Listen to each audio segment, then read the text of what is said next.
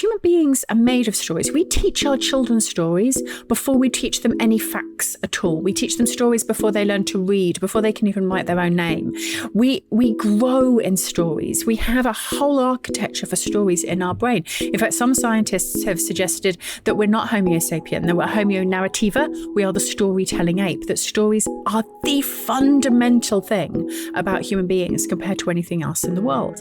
And so we've got to understand story. We've got to let story help us navigate some of these issues. We've got to let story do its job, which is to educate and give us the emotional context to be able to deal with the things in the world.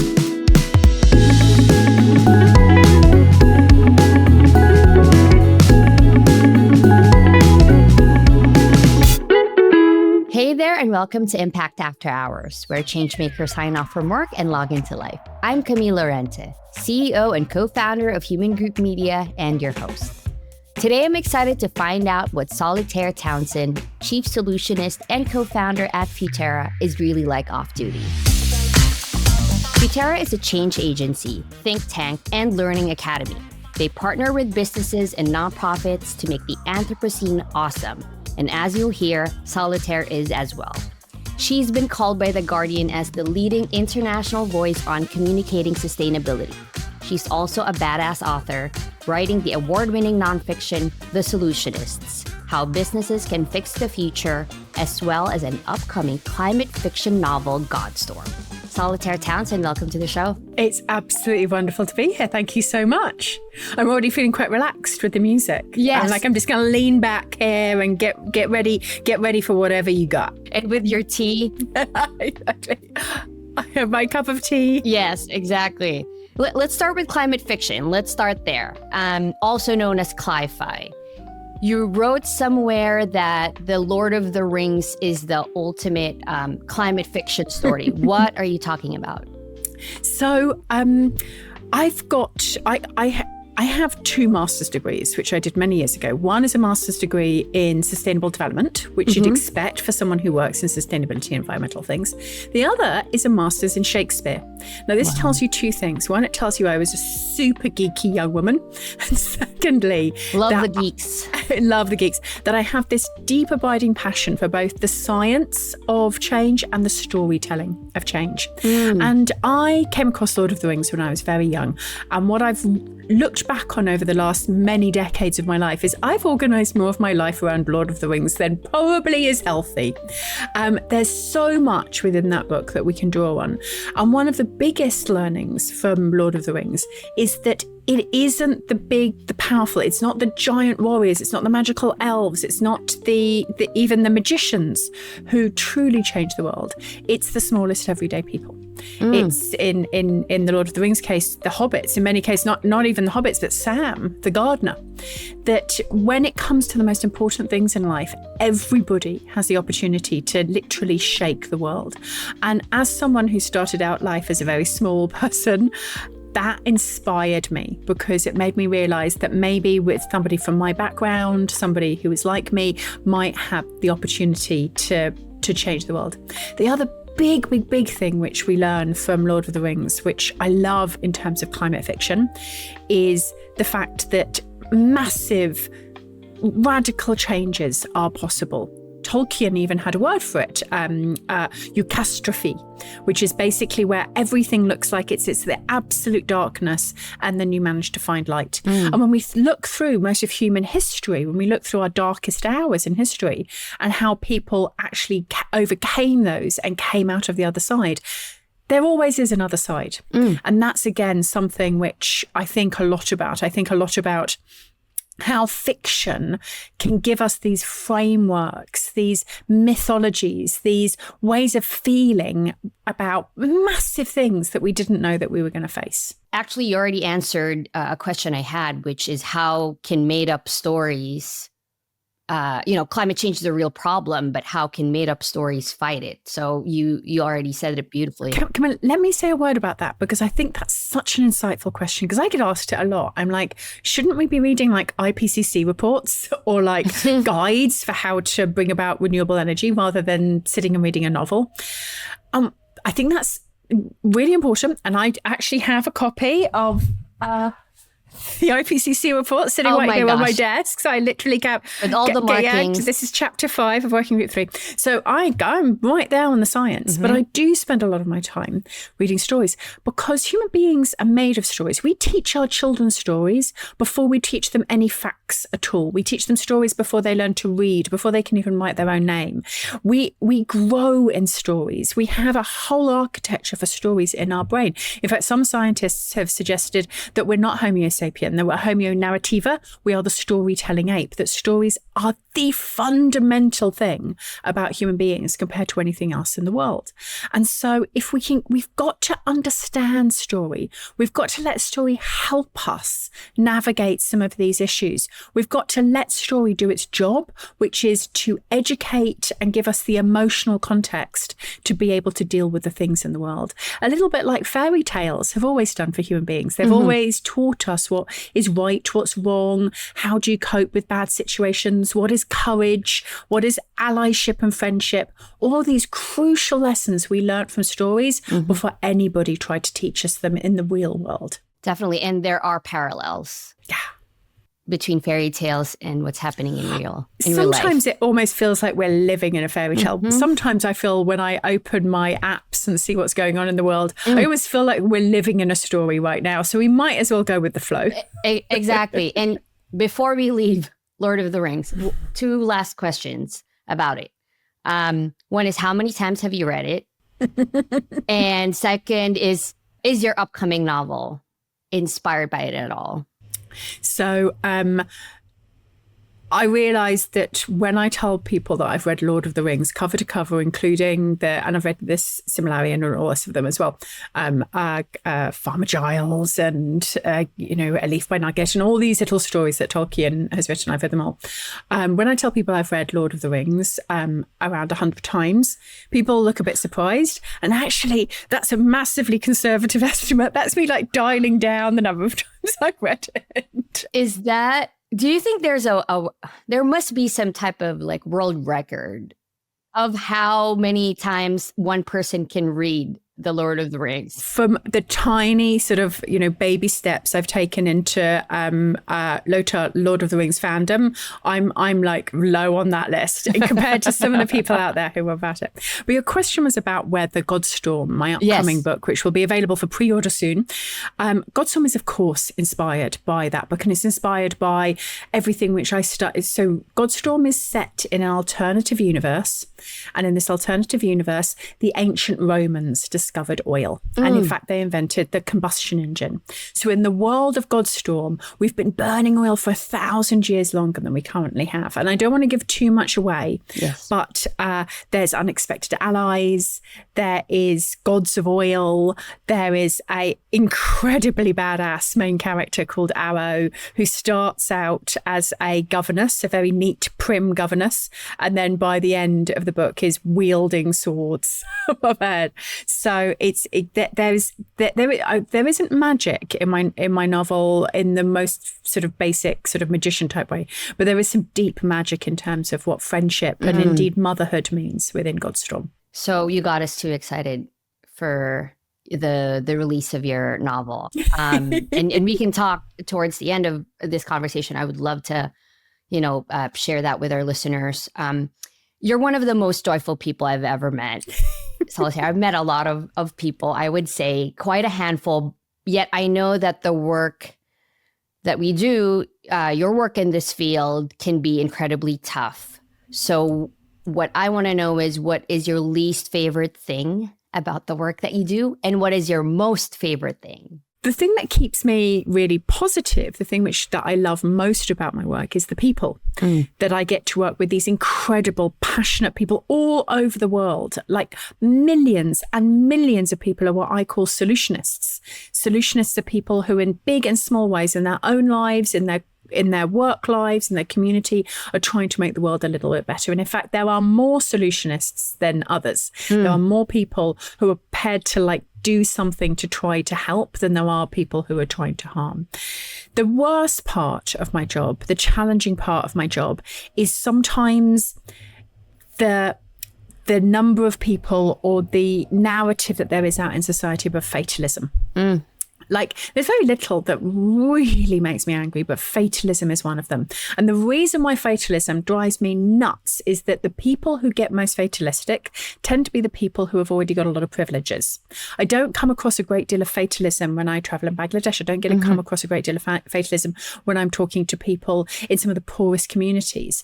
They absolutely are facing the worst consequences of things like climate change, and that they're still hopeful that we can solve this in a better world is possible. Fatalism is the least favorite part of my job, and I come across it more often than I'm happy with. Absolutely great answers. And, I want to camp out in this. We've tackled quite a bit, and my mind is blown. But I do want to get to know you, Solitaire. Like, who is Solitaire off the clock? And I wanted to kick us off with a lightning round of questions. Okay. Oh, wait, shoot. This is, I will talk about climate optimism all day, but talking about myself, let's give it a go. All right. Brunch or happy hour? Oh, brunch. Anything with eggs. I'm all over it. Summer or winter? Well, that's a hard one because I've got a little niece who is called Winter. So I'm going to have to choose Winter in case she ever listens to this. TV show. Would you choose comedy or drama? Oh, comedy all the time. Like, I'm not sure how... I've watched Big Bang Theory I've watched Big Bang Theory probably almost as many times as I've read Lord of the Rings. I was going to ask you how many times you've seen it. Knowing what you told us about Lord of the Rings. Favorite mode of transportation, Solitaire? Car, train, bike, or legs? Oh, legs. I'm a huge hiker. I get really travel sick on all other forms. Like, I travel a lot for work, more than you might expect for an environmentalist, and it's something which I'm happy to answer to. But I actually am really scared of flying, and it makes me quite unwell. Whereas what I love to do is hike. And I'm a pathetic hiker and I can't walk very far, but I really, really, really love just the pace and what happens to your heartbeat when you're just taking steps. And so a few years ago, I hiked down to the bottom of the Grand Canyon. Along to the river, and then I stood at the bottom and I looked up going, oh, there's no way I can climb back out of this. But with what did I do? Yeah, what did I do? It's called canyon fever when you get down to the bottom and go, there's no way I'm walking back up there, because of course when you climb a mountain you look down and go, yeah, I can get back down, but looking back up, but managed to do it, and it was one of the most incredible experiences. And it takes about 6 or 7 hours to walk down, maybe 8. Wow. And about 1 hour down you hit dinosaurs. That's how far down the Grand Canyon goes, that dinosaurs are just 1 hour down into the walking, and you've got like 7 or 8 more hours worth of hiking down into the Vishnu rocks, which are like these sort of glass rocks from the earliest years of our planet's formation. You just walk along touching them, bit sweaty, bit hungry, with bad knees, but with your heart just soaring. You getting to do that is incredible. Yeah. Can you finish this sentence for me? Back in high school, my friends would say that I am most likely to blank.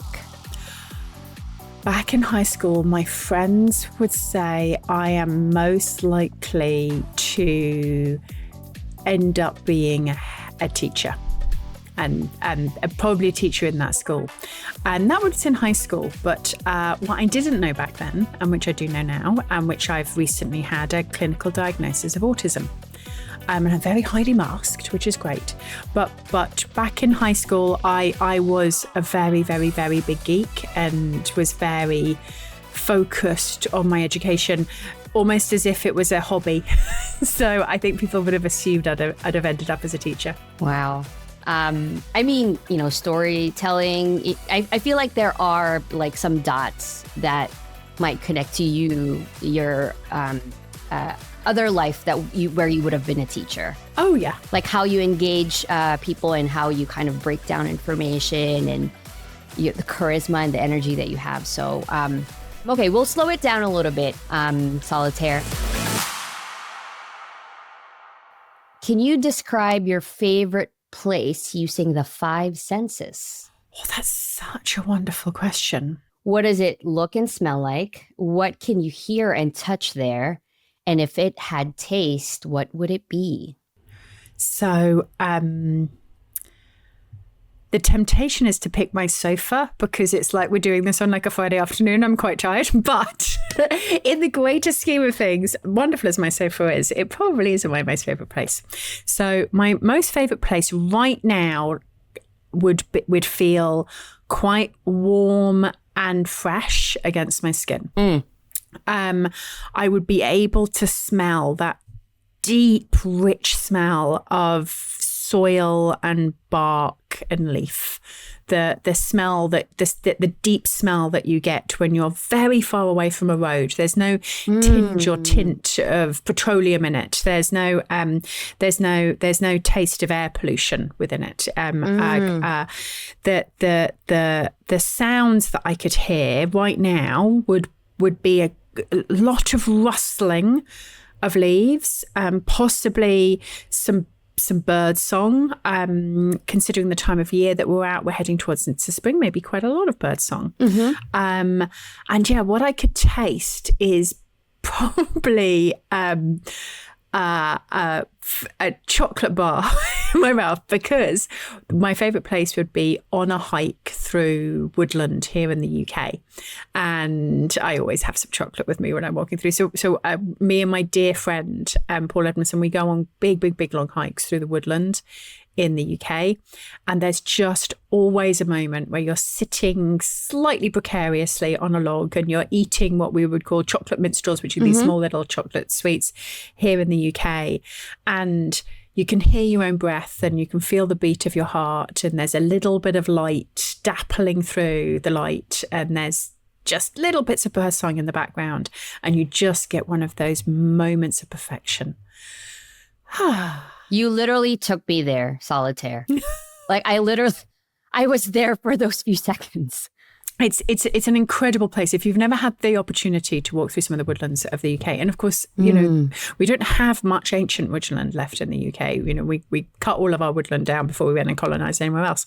But there still is some very, very, very beautiful moments. And if you've got the patience and you're prepared to do the walk, you can get, even on this tiny, tiny, highly populated island, you can get a long way from anywhere else.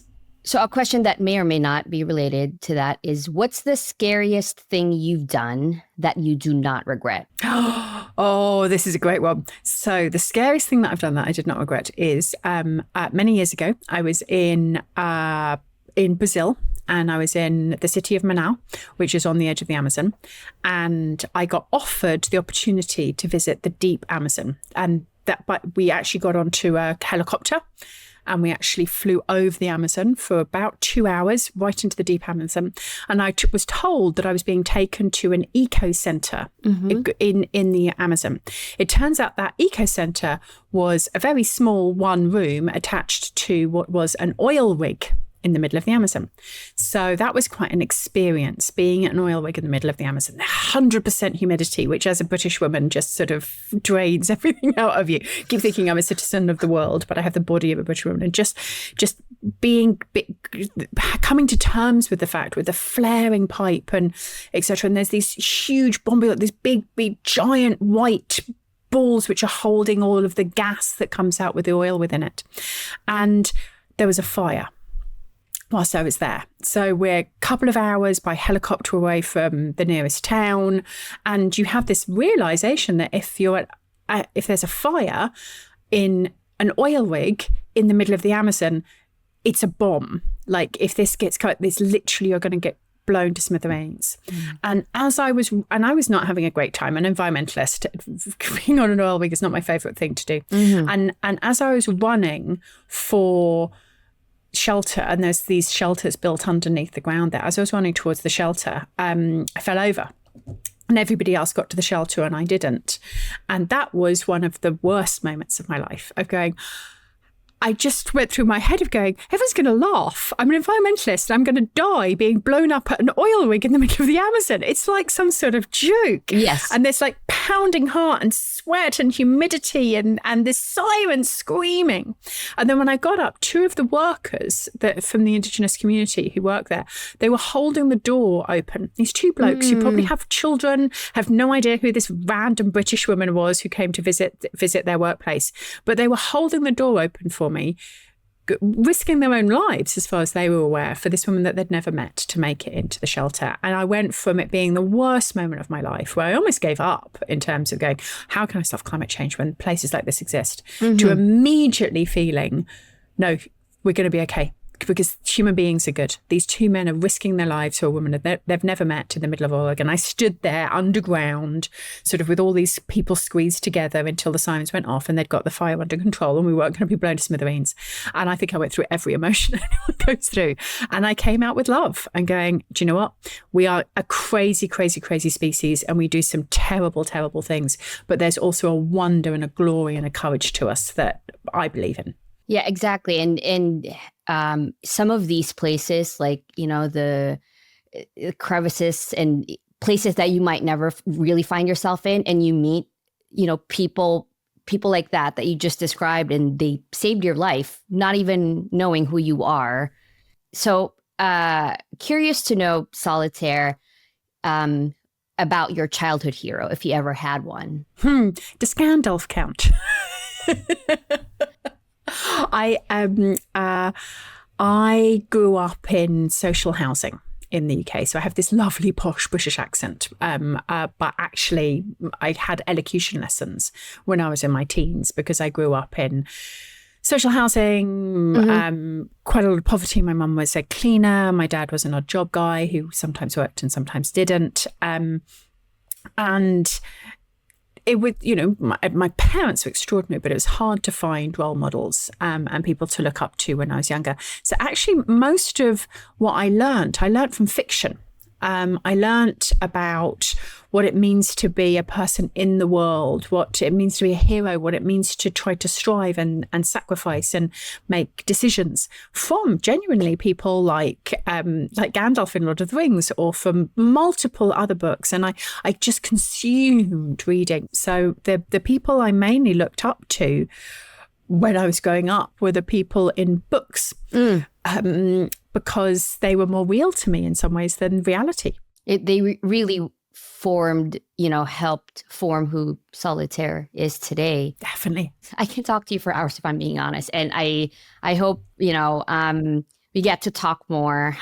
Thoroughly enjoyed you sharing a little bit more about who you are. But my final question is, what is your go-to after hours media? What have you been listening to, reading, or watching lately? So in order to sound really amazing and like kind of erudite and all that stuff, I listen to Radio 3 a great deal, and I read New Scientist cover to cover. And I've just recently read the IPCC Booker report Prize winner Orbital. And yes, I have the Booker sitting right here next to me. But I'll be really honest, I actually love social media. I love just kind of scrolling and seeing what my friends are up to. And of course, there's all the sort of LinkedIns and the professional social media. But I love looking at pictures of my friends' babies and like what folks are doing with their corner. So honestly, I think that in all things, in all parts of life, we need to have some balance. So, go and read some Hegel and some philosophy and learn some science, and then spend an hour playing on Instagram. Balance is key. Absolutely. It's actually, yes, personally, I try to create that balance too, because, kind of our fields overlap, and you need to find what's funny still, what can crack you up, even in the midst of all the craziness. So yeah. Solitaire, this was so lovely. But before we wrap things up, anything big that you want to promote? We talked a little bit about Godstorm, so Of course, John. Well, Camille, thank you so much. And this is, you've asked me questions that I don't get asked very often. So this is awesome. Thank you, Camille. So Godstorm is going to be available for pre-order soon. If you enjoyed Hunger Games, if you are interested in ancient Rome, if you've got an interest in climate change, and if you really, really like badass heroines who essentially kind of find their rage, then please do pre-order Godstorm. I would love there to be people who love stories and love our world reading that book. We'll definitely share it with our listeners. Thank you, Solitaire, for joining us on Impact After Hours. Thank you so much, Camille. You've actually made me really look forward to my evening now. I'm looking forward to my own after hours. Our job is done.